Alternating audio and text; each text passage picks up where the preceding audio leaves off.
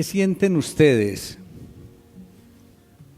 cuando sacan ese álbum de fotos y ven algún ser querido o alguien muy cercano que se fue y uno lo ve ahí, recuerda, digamos, algunos eventos con esa persona? ¿Qué se siente? Creo que uno tiene como unos sentimientos encontrados de felicidad por volver a ver esa persona, e incluso cuando no es en fotos sino en un video, que uno ve la persona con su tono de voz, con su sonrisa, con sus gestos, y entonces vienen unos sentimientos encontrados de felicidad por verlo, pero de dolor por saber que ya no está. Y yo sé que a todos nosotros nos ha pasado. Por ejemplo, hoy hay unos hermanos a quienes amamos mucho, y él se ríe y cree que es con él, pero sí es con él. Andrés, Sandra, pónganse en pie. Y ellos son unos hermanos que queremos mucho. Ellos porque se fueron a vivir allí esa es que Marinilla, y entonces ya no nos pueden acompañar, hoy nos están visitando. Entonces yo tengo ese sentimiento encontrado, me da mucha alegría verlos, pero también dolor y tristeza de saber que no los puedo ver cada 8 días aquí. Esos sentimientos encontrados que yo sé que todos hemos experimentado en algún momento en nuestra vida. Pero nuestro Señor y Salvador también vivió momentos de sentimientos encontrados. Y ustedes dirán, pero bueno, ¿y cuándo Jesús va a tener un sentimiento como el que nosotros tuvimos? Y claro, porque Él tuvo en su ministerio terrenal una vida como todos nosotros. Fue 100% hombre sin dejar de ser 100% divino. Y vamos a ver a través de la palabra del Señor, por eso los invito para que abran sus Biblias, en el Evangelio de Lucas. Nos ubicamos en el capítulo 19. Lucas capítulo 19 y vamos a leer a partir del versículo 28. Dicho esto, iba adelante subiendo a Jerusalén. Y aconteció que llegando cerca de Betfagé y de Betania, al monte que se llama de los Olivos, envió 2 de sus discípulos, diciendo: id a la aldea del frente, y al entrar en ella hallaréis un pollino atado, en el cual ningún hombre ha montado jamás. Desatadlo y traedlo. Y si alguien os preguntare por qué os desatáis, le responderéis así: porque el Señor lo necesita. Fueron los que habían sido enviados y hallaron como les dijo, y cuando desataban al pollino, sus dueños les dijeron: ¿por qué desatáis al pollino?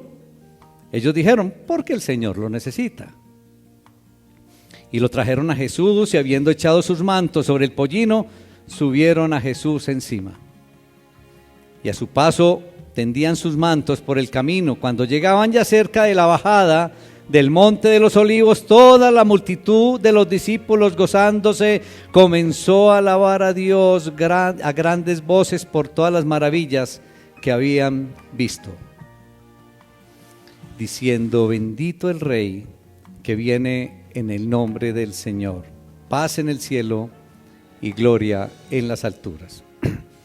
Entonces algunos de los fariseos de entre la multitud le dijeron: Maestro, reprende a tus discípulos. Él respondiendo les dijo: os digo que si estos callaran, las piedras clamarían.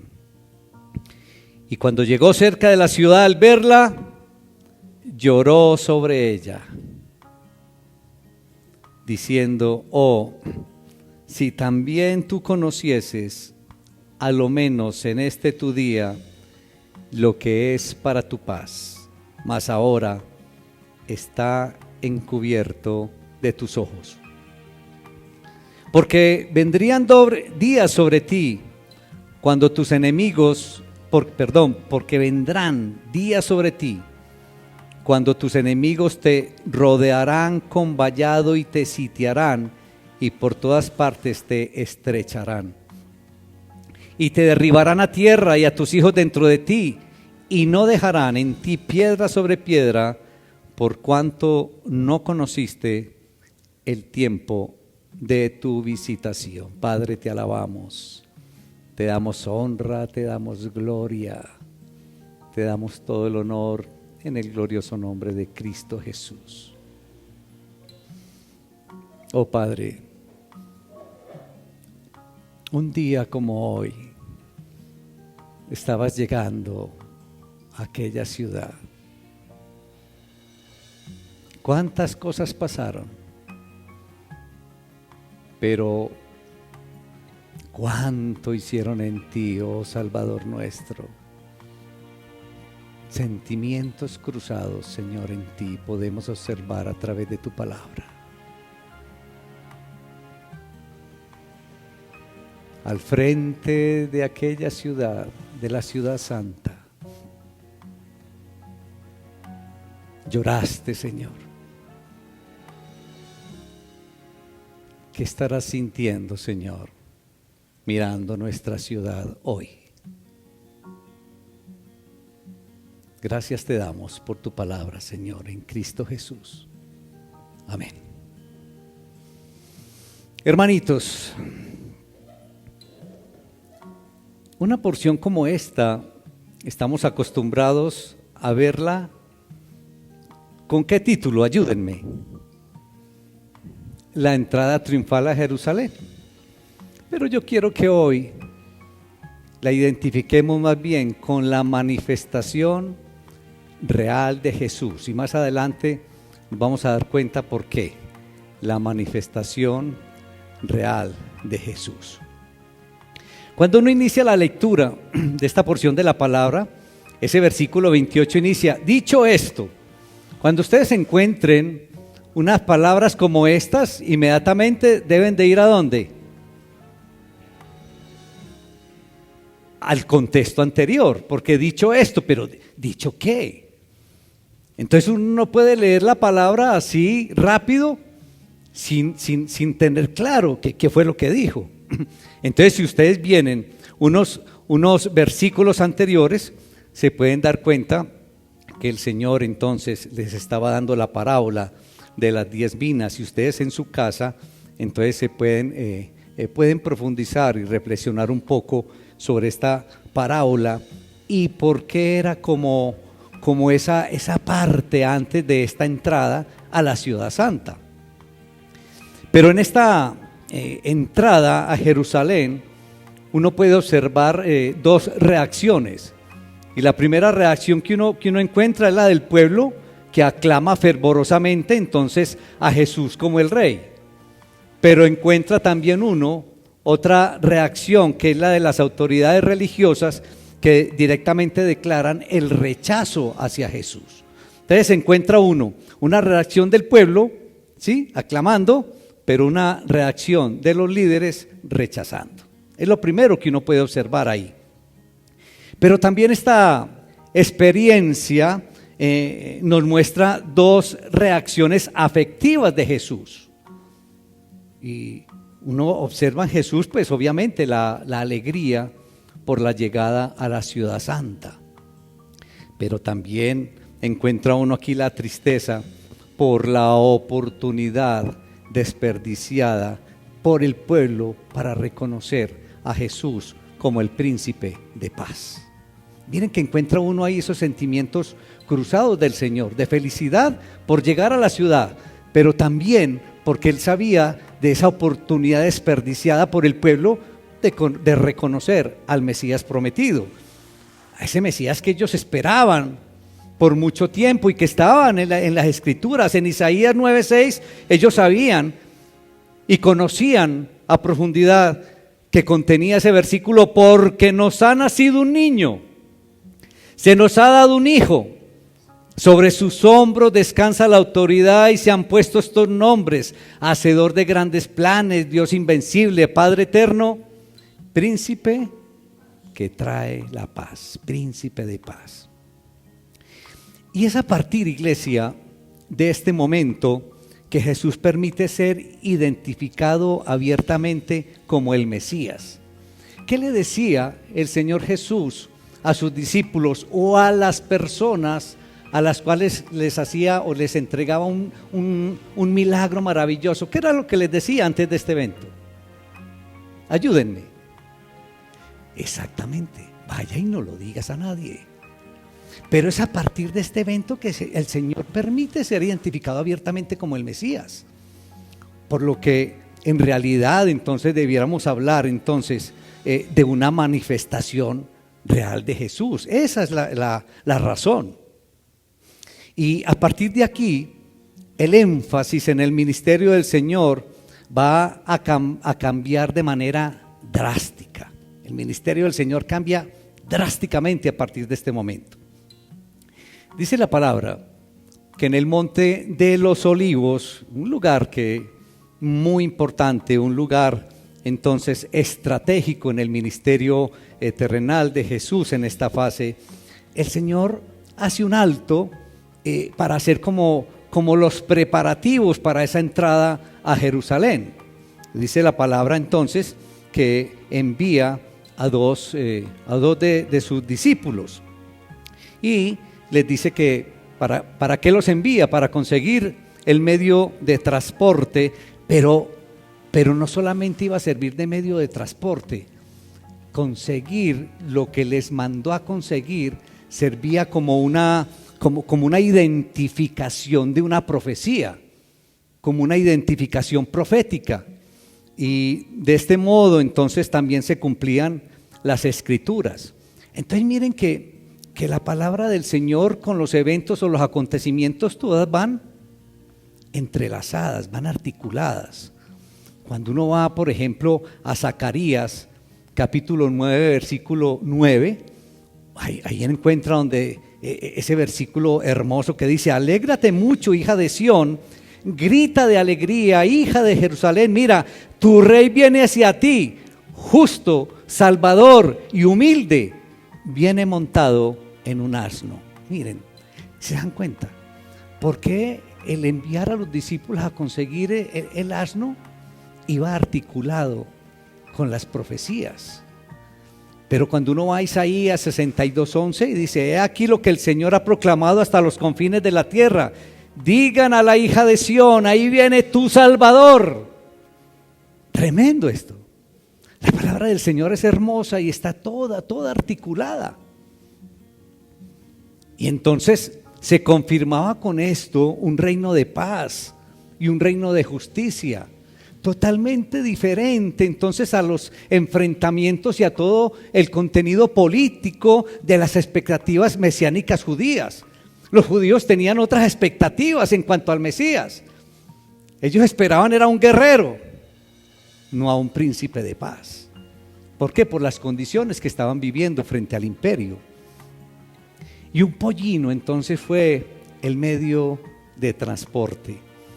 Ahora, ¿para qué eran usados o cómo eran usados los asnos en aquella época? Eran usados para tareas domésticas, nunca para actividades de guerra.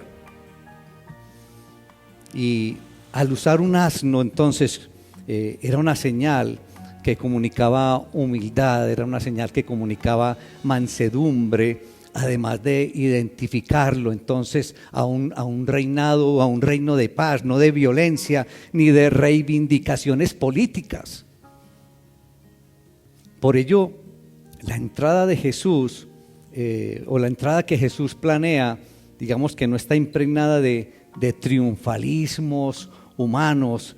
Él diseña entonces mostrarse como un rey manso, como un rey pacífico, como lo identificaban las diferentes profecías mesiánicas. Cuando uno analiza el comportamiento de los dueños del pollino, porque no dan muchos detalles, ellos, miren lo que dice el Señor, si les preguntan, dígale que el rey lo necesita, ¿sí? Y uno dice, pero ¿qué pasaría? ¿Quiénes serían? ¿Qué convicción tendrían? Y de pronto lo primero que uno podría decir, bueno, ellos de pronto consideraron un pedido imperial, ¿no? El rey lo mandó, yo se lo entrego, ¿sí? Como obediencia al rey. Pero lo otro también que podría ocurrir es que que estuvieran seguros y que conocieran entonces las profecías del Mesías y que aceptaran que era para el Mesías y que conocían la profecía de Zacarías 9:9 y que estaban convencidos. Podría ser otra razón. Y lo otro era que simplemente eran hospitalarios, por hospitalidad simplemente. Son detalles simplemente como para analizar, porque no se dice mucho acerca de ellos, pero digamos la actitud sí le llama a uno la atención. Pero lo cierto de todo es que es maravilloso confirmar que en los planes de Dios como que todo está debidamente y cuidadosamente planificado, todo está planificado por el soberano creador, de tal modo que aún ni el más mínimo detalle, mis hermanos, se le sale de las manos, y que absolutamente todo entonces se da para el cumplimiento profético de las Escrituras acerca del Mesías, acerca de Jesús. Este dicho revela, este hecho revela además, cuando uno ve el comportamiento, como esa opresión sociopolítica y religiosa a la que estaba sometida el pueblo, la gente en el tiempo de Jesús. Jesús hace uso entonces de aquel inusual medio de transporte para un rey. Era inusual para un rey y menos para del que estamos hablando, que es el Rey de Reyes y Señor de señores. Un medio totalmente inusual entonces para lo que representa el Mesías. Pero de alguna manera este hecho de que Jesús entrara en un asno le daba una especie como de identificación o de sintonía con el pueblo de aquella época, que realmente el pueblo era sumamente pobre en aquellos días. Pero solamente pensemos en los discípulos y pensemos especialmente en los 2 discípulos que recibieron la tarea de ir por el asno. ¿Cómo recibirían las instrucciones de Jesús y cómo verían esta manera de entrar a Jerusalén? Pónganse ustedes en los zapatos de estos 2 discípulos. Supuestamente usted está con el Mesías, con el Salvador prometido. Y el Salvador le dice: mira, anda y consígueme el asno, vas a ir allá y ahí vas a encontrar un asno y tráemelo, y si te preguntan dile que es para el rey, tan simplemente. ¿Qué se irían pensando los 2 discípulos? Piénsenlo. Son los detallitos como para uno profundizar y reflexionar acerca de la palabra. Y yo me pregunto para mí, bueno, ¿y yo qué pensaría en esos momentos? Porque es que ahorita conocemos muchas verdades y muchas realidades, pero en ese momento, ¿estarían convencidos los 2 discípulos que realmente él era el Mesías? ¿Qué piensan ustedes? ¿Entenderían el proceso que se estaba dando? ¿Entenderían que todo esto era el cumplimiento de las profecías? No sé, queda en duda. Yo creo que no entenderían. No, yo creo no, porque la misma palabra me confirma que ellos no entendían. Entonces corrijo, ellos no entendían. ¿Pero qué hicieron? Obedecieron. Ellos obedecieron simplemente. Aunque no lo entendieron, obedecieron. Ahora la pregunta es, ¿nosotros entendemos, hermanitos, nosotros entendemos hoy todas las instrucciones de nuestro Señor y Salvador? Y entonces, ¿qué vas a hacer? No la entiendo, entonces ¿qué? No, aquí está la enseñanza, hay una enseñanza linda. ¿Qué debemos hacer? Obedecer. Así no entiendas, obedece. Obedece. Eso es lo que nos toca hacer, obedecer, así no entendamos. Y es que no entendemos muchas cosas. Y Jesús entonces comienza a avanzar hacia Jerusalén, y montado ahí en el asno por la bajada, dice que del monte de los olivos, Y al parecer, no estamos seguros, al parecer esto ocurrió un día domingo. Lo que sí sabemos es que frecuentemente recibían a los peregrinos a la fiesta en Jerusalén con gritos de júbilo, claro, y signos alegres de bienvenida. Eso lo hacía el pueblo en aquella época. Pero, sin embargo, la manera en que reciben a Jesús, mis hermanos, como que rompe todos los comportamientos usuales. Esto como que está salido de lo que realmente hacían, de lo que usualmente hacían. Y esas manifestaciones de glorioso júbilo indican que estaban reconociendo o celebrando más bien un reconocimiento mucho mayor al acostumbrado. Y aparentemente, y digo que aparentemente porque no podemos hablar de la totalidad, aparentemente cierta parte de la multitud comprendió la señal mesiánica y asumió o entendió el mensaje que había detrás de todo este simbolismo. La multitud y los discípulos, dice la palabra, que tendían sus mantos en el paso de Jesús, como una señal de respeto, como una señal de reconocimiento, pero también con mucho gozo, con mucha alegría, y comenzaron a alabar a Jesús con gritos de júbilo por todas las maravillas que habían visto a lo largo del ministerio, y comenzaron a alabar a Jesús con un verso mesiánico reservado para la entrada del Mesías que encontramos en el Salmo 118, versículo 26. Bendito el Rey que viene en el nombre del Señor. Estaba ahí en el Salmo 118, 26. Y eso era lo que estaban entonando, mis hermanos, al paso de Jesús. Bendito el Rey que viene en el nombre del Señor. Pero también expresaron algo parecido mencionado por los ángeles en el gran anuncio del nacimiento del Salvador a los pastores de Belén. Paz en el cielo y gloria en las alturas. Miren cómo la palabra del Señor, como todo está relacionado de hermoso. Entonces miren que esos cánticos que entonaban al paso de Jesús era el Salmo 118, 26, y lo que encontramos aquí en los ángeles cuando le hicieron la anunciación a los pastores de Belén. Y en aquella época, mis hermanos, digamos que la comunidad estaba muy familiarizada con los salmos y los tenían como himnos para entonarlos en las diferentes celebraciones. A mí me llama la atención cuando reflexiono un poco en aquella época cómo a toda la comunidad realmente tenían todos estos salmos y los entonaban como himnos. ¿Qué es lo que queremos nosotros hoy en día en nuestras alabanzas? Seamos sinceros. ¿Qué es lo que queremos? ¿Ah? Queremos himnos, queremos salmos. Eso nos aburre. Eso nos aburre. Porque los himnos nos aburren, los salmos nos aburren. ¿Qué queremos? Esa música que nos alborota. Quizás porque nos recuerda nuestra vida de antes. ¿Por qué será? Créanme que yo tengo pastores amigos que sus iglesias se les han dividido porque han optado porque en la alabanza solo se entonen himnos, porque es que son muy aburridores. También conozco muchas personas, aún pastores, que en alguna emisora cristiana que colocan los himnos también manifiestan que son muy aburridores. ¿Qué tal?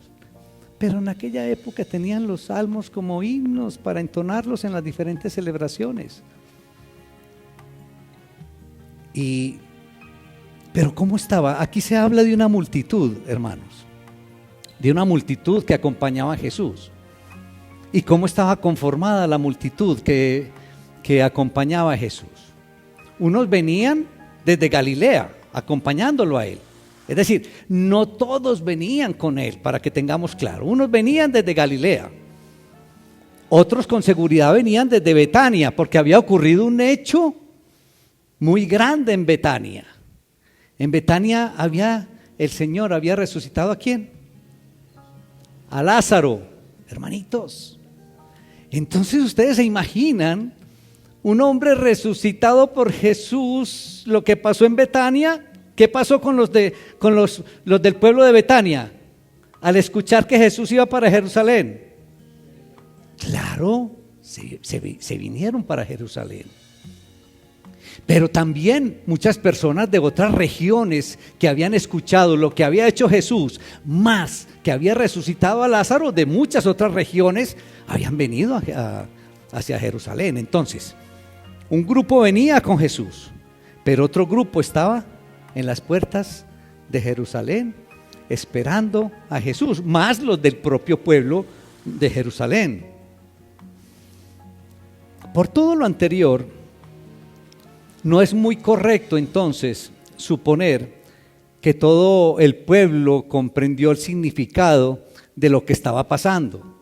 Ustedes se imaginan, la multitud, hay un alboroto, la gente sale, pero es normal que no todo el mundo comprendía qué estaba pasando. ¿Estamos de acuerdo? Es decir, muchos sí sabían, otros estaban donde va, ¿cómo es que dice? ¿Dónde está la gente? ¿Para dónde va? Vicente, con seguridad que eso estaba pasando allá. No todo el pueblo entonces tenía el conocimiento pleno del acontecimiento, y por lo tanto no todo el pueblo creyera que Jesús era el Mesías y era el que estaba ingresando a la ciudad. Yo les decía ahora que estamos seguros que los mismos discípulos ni entendían, porque cuando uno va al Evangelio de Juan, al capítulo 12, versículo 16, uno encuentra que dice la palabra: al principio sus discípulos no entendieron lo que sucedía. Solo después de que Jesús fue glorificado, se dieron cuenta de que se había cumplido en él lo que de él estaba escrito. ¿Se dan cuenta? Ni los mismos discípulos entendían. Entonces en la multitud, claro, mucha gente simplemente estaba ahí de novedad, ¿sí? Como diríamos hoy, de novelero, de chismoso. Ok, ahí está. Uno podría decir que solamente había una persona que comprendía a cabalidad todo. Solamente había uno que entendía absolutamente todo el evento, y esa persona era Jesús. Era el único que entendía totalmente. Aún sus discípulos, mis hermanos, podríamos decir que entendían por los laditos o tangencialmente lo que estaba pasando. Entonces aquel recibimiento, que sí, un recibimiento muy expresivo, porque realmente eso es lo que podemos notar. Ese recibimiento tan expresivo, mis hermanos, pero tan cargado de señales mesiánicas. Eso es lo que debemos entender. Tenía muchas señales mesiánicas, señales visibles, señales audibles, mis hermanos. Provocó el celo de los fariseos, que desde la multitud le dicen a Jesús: reprende a tus discípulos, repréndelos, cállalos. Le dicen los fariseos entonces a Jesús. Pero no eran en realidad los gritos de júbilo, mis hermanos, ni el alboroto lo que les disgustaba a estos fariseos. Ellos estaban disgustados, era porque lo estaban identificando a Jesús como el Mesías. Esa era la rabia, mis hermanos, ese era el disgusto de ellos. Reprende a tus discípulos. Pero Jesús, mis hermanos, les da una respuesta. Le responde con una expresión para describir que es imposible parar ese testimonio de la historia acerca de la identidad mesiánica. Y les dice: si los discípulos callaran, la misma creación gemiría, dando testimonio de la identidad que es el manso rey. Porque les dijo: si estos callan, las piedras clamarían. Tremenda expresión. si estos callan, hasta las piedras hablarían. ¿Qué tal? Y uno se pregunta, estos líderes religiosos, ¿por qué no entenderían que era el cumplimiento profético del Mesías? Si eran los líderes religiosos, ¿por qué no entendieron? ¿Por qué no captaron? Ellos conocían con claridad todas las profecías. ¿Por qué los líderes religiosos no entendieron que era el cumplimiento de la profecía mesiánica? Y toda la historia profética apuntaba a este gran evento, a este monumental evento en el que Jesús debía ser reconocido como el Salvador, como el Mesías. De tal manera que ese momento no era para callar. Ese momento no era para cerrar los labios, sino para proclamar a los cuatro vientos que por fin Dios iba a redimir a su pueblo a su manera y a su tiempo. Era el momento de hablar. Es más, era el momento de gritar. Y estos líderes, calla a tus discípulos. Tremendo. Esa historia de proclamación a través de las piedras vivas, que en ese momento, ¿quiénes eran las piedras vivas? Pero especialmente ¿quiénes? Los apóstoles y sus discípulos, mis hermanos. Es la misma proclamación que debemos tener todos nosotros hoy. Nosotros somos esas piedras que no pueden callar hoy. Ahora una hermanita me pidió, estaba pidiéndole a la pastora con qué evangelizar, qué entregar y qué dirección les daba. Eso es hermoso, no podemos callar y el Señor la bendiga, hermanita. Nosotros somos las piedras vivas hoy y tenemos que hablar a los cuatro vientos de nuestro Señor y Salvador.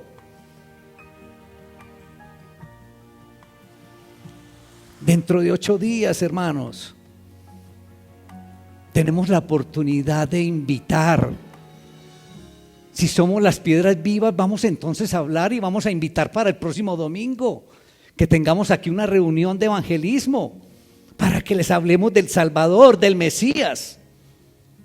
Entonces yo los animo, hermanitos, que no se quede ninguno sin abrir sus labios. Ustedes son las piedras vivas hoy, hermanos. De hoy en 8. Es la oportunidad para que tú no te calles, para que hables, para que invites, para que convoques, para que presentes al Mesías, para que presentes al Salvador. Y no solamente es para el próximo domingo, es siempre.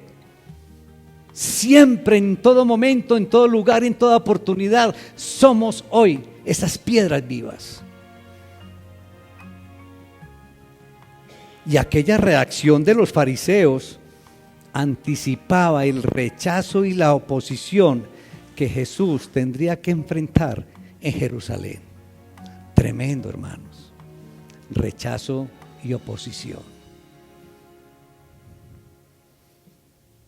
Si así reaccionaban quienes eran considerados como la expresión de la santidad del judaísmo, ¿qué esperar del pueblo?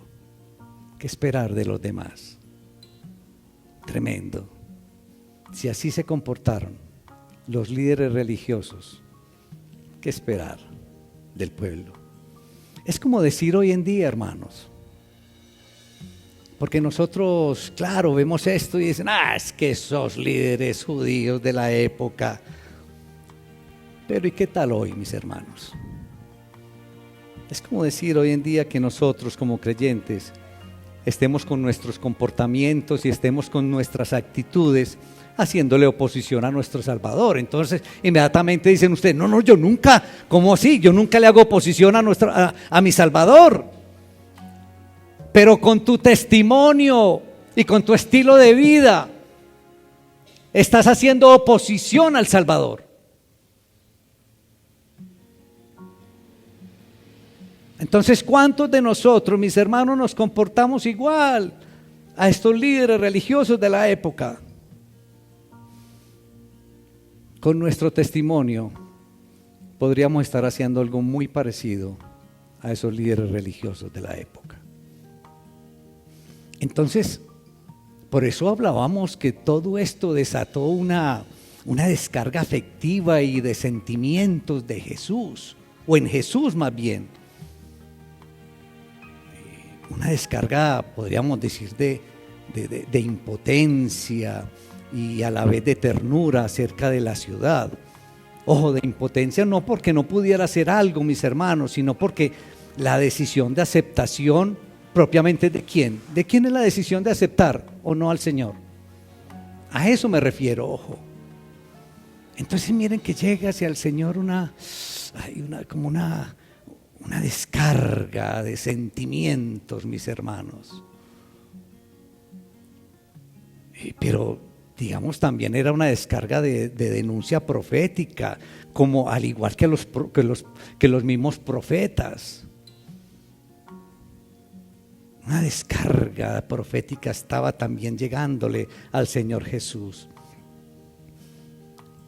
Y el Señor Jesús mostró un quebrantamiento por la ciudad y exclamó un lamento, hermanos, un lamento visible y un lamento audible, porque dice la palabra que ante toda esta descarga de sentimientos, dice la palabra que el Señor Jesús lloró.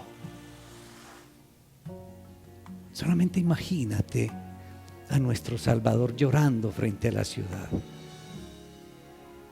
Jesús lloró. ¿Qué estaría sintiendo? ¿Cómo sería el sentimiento, esa descarga que estaba llegando a él, que nuestro Salvador lloró? Y no era la primera vez que Jesús expresaba un lamento en la ciudad o por la ciudad. Y también vimos al Señor Jesús llorando en otra ocasión con la muerte del amigo Lázaro, y dice la palabra que también lloró. Pero Jesús lloró frente a la ciudad. ¿Se imaginan ustedes lo que estaba sintiendo Jesús? Por eso decía que eran unos sentimientos cruzados de alegría por estar frente a la ciudad santa, pero de dolor por el rechazo y la oposición que iba a tener o que tenía en esos momentos. Se esperaba que la ciudad de Jerusalén, que la misma ciudad de Jerusalén anunciara la venida de su Rey Salvador. Pero ¿qué fue lo que encontró Jesús aquí en su ciudad, en la ciudad santa? Encontró desolación, encontró rechazo, y por último, ¿qué encontró? La muerte. Desolación, rechazo y muerte fue lo que encontró, mis hermanos. Cuando era la misma ciudad de Jerusalén la que debió de haber encargado de anunciar el cumplimiento de la profecía mesiánica. Entonces, inicialmente Jesús lamenta que su pueblo no haya comprendido, aunque la fe y el arrepentimiento son las líneas paralelas que conducen a la paz y que conducen a la reconciliación con Dios, la fe y el arrepentimiento. Y claro que se lamenta porque el pueblo no había entendido, mis hermanos, que era por medio de la fe y el arrepentimiento, y ellos seguían pensando que era por linaje, que era por tradiciones y que era por buenas obras. Qué tristeza la de Jesús, qué lamento el de Jesús. Y le dice Jesús a la ciudad: si también tú conocieses, a lo menos en este tu día, tremenda. Cuando uno analiza si también tú conocieses. ¿Cómo interpretar ese si también? ¿Era porque eran los únicos? ¿Qué me dicen? Ayúdenme. Ojo, porque era para todos. Si también, porque si le hubiera dicho, hombre, si no conocieses que era tu día, no sé. Si también conocieses, a lo menos que esté tu día. Eso ratifica la manifestación en Jerusalén, que la manifestación en Jerusalén no era exclusiva, que esto no era exclusivo para el pueblo judío, sino que era universal. Dice, mas ahora está encubierto de tus ojos, ahí en el versículo 42. Si también tú conocieses, a lo menos en este tu día, mas ahora está encubierto de tus ojos. Y si está encubierto es ¿por qué? ¿Pero por qué? Por la incredulidad, muy bien. Por la incredulidad, tremendo esto. Entonces esta expresión denuncia claramente la incapacidad de ver en Jesús, ¿a quién? Al Mesías. Tremendo esto. La incapacidad de ver en Jesús al Mesías. Hermanos, cuando uno profundiza en una porción de la palabra como esta, esto es totalmente actualizado, hermanos. ¿Cuántos hermanos no reconocen esto tan sencillo? Reconocer a Jesús como nuestro único Salvador, como nuestro Señor y Salvador. Esta semana recibí unos mensajes de los que recibe uno por WhatsApp y me lo mandó un familiar con un buen contenido. Realmente era una persona hablando de Jesús y invitando a hacer la oración de fe. Totalmente bíblico. Pero es que esta persona que me lo envía es una persona que de pronto no está de acuerdo con el rol que yo hago, que yo desempeño, al rol al que el Señor nos llamó a mi esposita y a mí. Entonces yo aproveché para ponerle unas líneas y le dice, qué lindo mensaje. Esto es precisamente lo que nosotros, mi esposa y yo, profesamos. La fe en Jesucristo y en las Escrituras.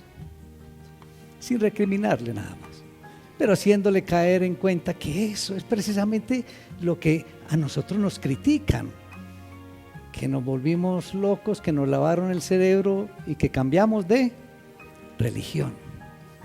Ojalá me hubieran lavado a mí todo el cuerpo completo, no solamente la cabeza, hermanos. Entonces, la cuestión es que los judíos, y especialmente los líderes, lo único que querían ver o recibir era un Mesías político, al que pudieran utilizar para todos sus intereses mezquinos del momento, su conveniencia política.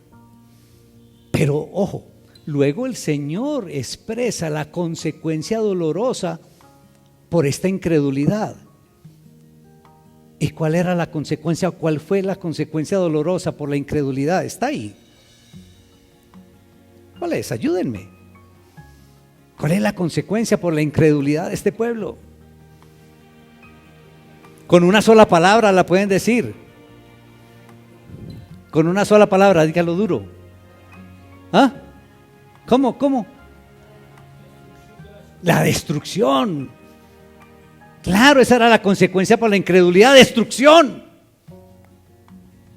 Tremendo esto. Ahora todo esto se cumplió, mis hermanos. Las palabras de Jesús de la destrucción de la ciudad ocurrieron 40 años después. En esa guerra con Roma entre los años 66 a 70, todo el pueblo fue destruido, mis hermanos.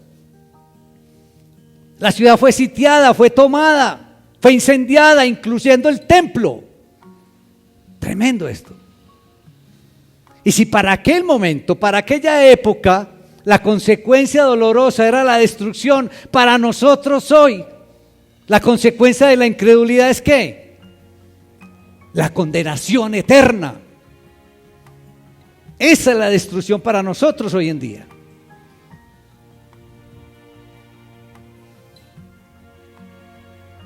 Por todo esto, hermanito, se puede deducir que de todo el lamento del Señor, que de toda la lamentación de Jesús, la frase más triste es la sentencia final a Jerusalén. No conociste el tiempo de tu visitación, versículo 44. Porque no conociste el tiempo en que Dios vino a salvarte. Tremendo esto. Iglesia, los pensamientos de Dios, uno puede ver aquí después de todo esto, son de bondad, y los pensamientos de Dios son de paz, y terminan siendo totalmente distintos a los pensamientos nuestros. Pero es igualmente triste, iglesia, que el mundo de hoy esté perdiéndose también el tiempo de su propia visitación. Eso es lo triste, que el mundo de hoy se está perdiendo la visitación del Señor. Y estoy seguro, iglesia, que Jesús sigue llorando. Estoy seguro que Jesús sigue llorando viendo a su pueblo.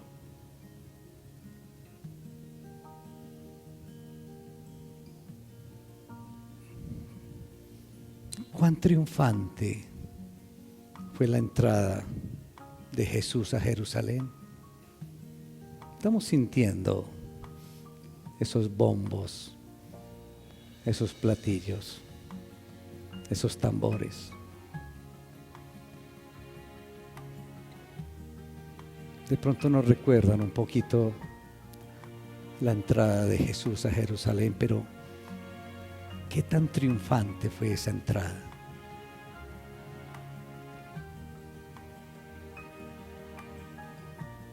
Y yo creo que todo lo que manifestaba la multitud, la mayoría de la multitud, era más bien una señal de aprecio, una señal de novelería, una señal de alboroto.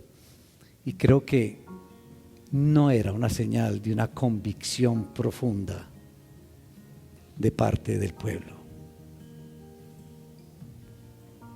Creo que ahí no podemos hablar de convicción profunda.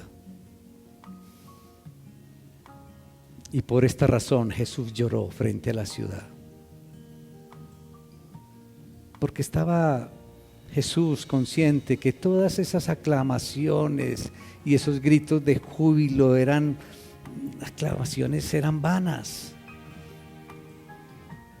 Jesús estaba, o más bien no estaba seguro, ni siquiera cerca de sus discípulos.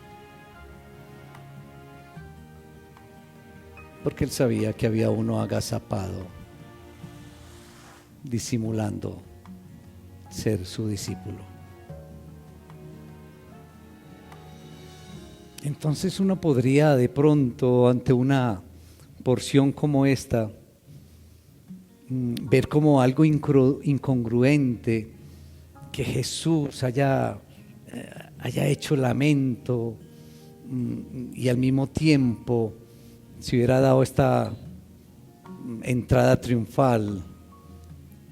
Pero esto nos revela que Jesús conocía lo característico del corazón superficial de las personas y conocía también que el estado de ánimo estaba muy lejos de mantenerse a la medida que él entraba a la ciudad. Él conocía el corazón de las personas, la superficialidad del corazón de las personas, pero también sabía que esas emociones eran fluctuantes. ¿Será esa misma característica de nosotros hoy? Y que el Señor nos siga viendo igual que la ciudad de Jerusalén.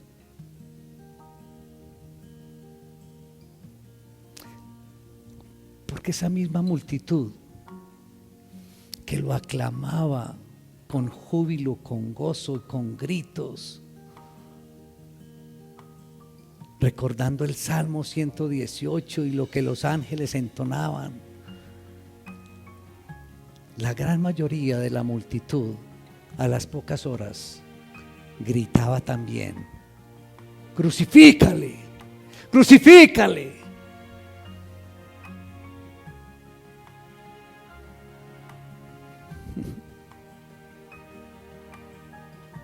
En aquella ocasión Jesús miraba a Jerusalén. Hoy podría estar en uno de los sitios de observación de la ciudad de Medellín, mirando hacia nuestra ciudad.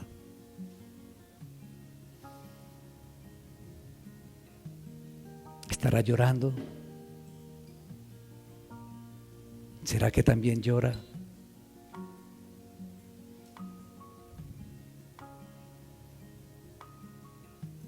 Y vamos a ser más particulares.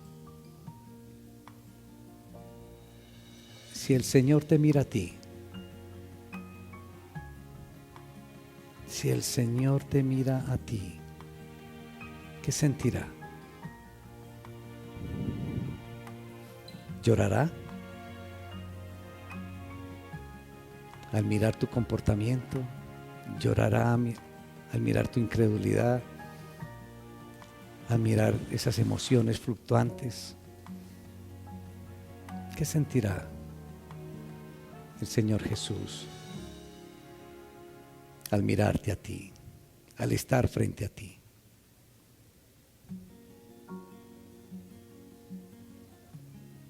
¿Será que también reflejamos el mismo corazón superficial hacia nuestro Salvador que el pueblo judío? Que de pronto vivimos de momentos, de alborotos, de emociones, pero no de una convicción profunda. Y con esto ignorando al Salvador, ignorando al Mesías. ¿Será eso que también pasa en nosotros? A veces esa jovialidad, ese entusiasmo que mostramos, esas expresiones hacia el supuesto rey, hacia el supuesto salvador, hacia el supuesto Mesías, esas manifestaciones que muchas veces tenemos de bendito rey, hosana al rey de las alturas, serán simples manifestaciones de momento, de un entusiasmo momentáneo, de un entusiasmo grupal, de un entusiasmo de la multitud y no de corazón.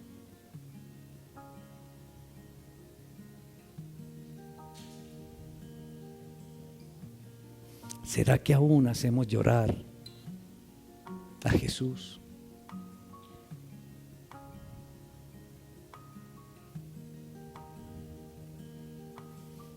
El llamado es aceptar entonces a Jesús por lo que es,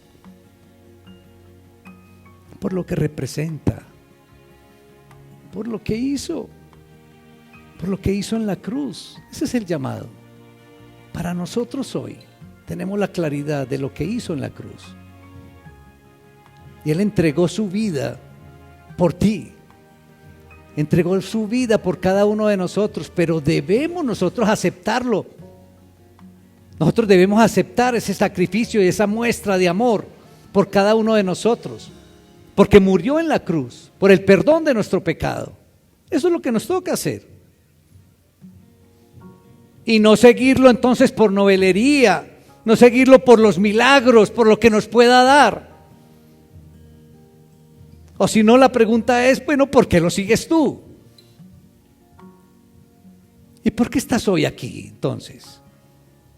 ¿Por una convicción de corazón? ¿O por lo que el Señor te pueda dar? ¿O por lo que el Señor pueda hacer en ti? ¿Por qué estás aquí? Pregúntate.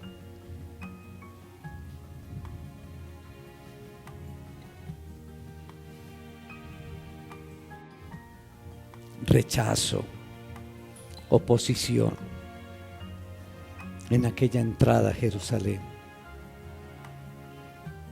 Alboroto, gritos de júbilo. Creo que hoy no somos diferentes al pueblo de Israel de aquella época. Y de muchas maneras también gritamos, crucifícale, cuando hacemos vana la sangre derramada por Jesús en la cruz del Calvario. De muchas maneras también gritamos, crucifícale, después de venir y alzar los brazos y decirle, Rey de reyes y Señor de señores.